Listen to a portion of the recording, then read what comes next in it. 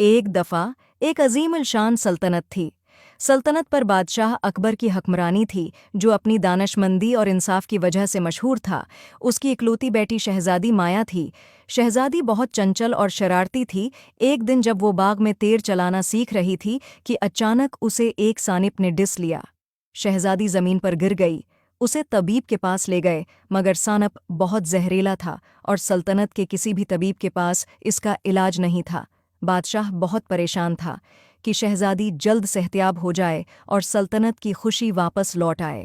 بادشاہ نے دور دراز سے طبیبوں کو بلایا، لیکن کسی کے پاس بھی زہر کا توڑ نہیں تھا۔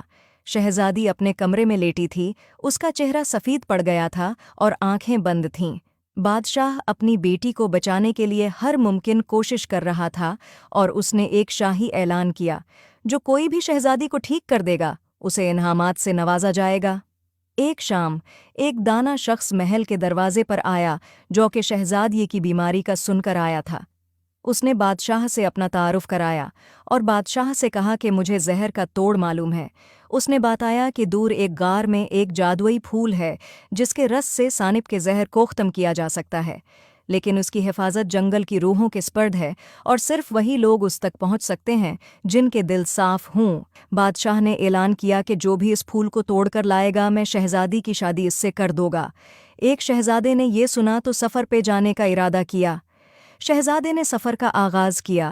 جنگل میں جاندار مخلوقات تھیں، لیکن ان کے راستے میں کوئی رکاوٹ نہیں ڈال رہی تھیں۔ آخرکار شہزادہ اس غار میں پہنچا۔ اس نے وہاں ایک چمکتا ہوا چمکدار پھول تھا جس کی پنکھڑیوں پر چاندنی کی مانند چمک تھی۔ شہزادے نے پھول کو نرمی سے چھوا۔ جیسے ہی اس نے ایسا کیا، اس نے ایک پری کو اپنے سامنے پایا، جو کہ پھول کی حفاظت کرتی تھی۔ پری نے شہزادے سے کہا، پھول حاصل کرنے کے لیے تمہیں چند سوالوں کا جواب دینا ہوگا۔ پری نے پوچھا، وہ کیا چیز ہے جو بغیر پر کے اڑتی ہے، بغیر منا کے بولتی ہے اور بغیر پاؤں کے چلتی ہے؟ شہزادے نے کہا، ہوا۔ پری نے کہا، بہت خوب، تم پھول لے سکتے ہو۔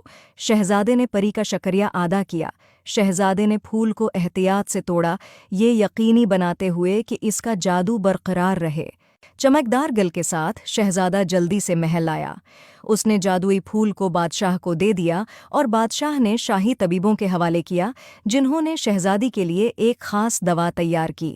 جب شہزادی نے یہ دوا پی تو اس کی آنکھیں کھل گئیں اور وہی چمک واپس آ گئی جو پہلے غائب تھی۔ ابو، اس نے آہستہ سے کہا، اس کی آواز میں شکر گزاری اور حیرت تھی، میں بہتر محسوس کر رہی ہوں۔ بادشاہ نے خوشی کے آنسوؤں سے اپنی بیٹی کو گلے لگا لیا۔ سلطنت نے خوشی منائی، شہزادی کی معجزاتی صحتیابی کا جشن مناتے ہوئے۔ بادشاہ نے شہزادے اور شہزادی کی شادی کر دی۔ امید ہے آپ کو سٹوری پسند آئی ہوگی۔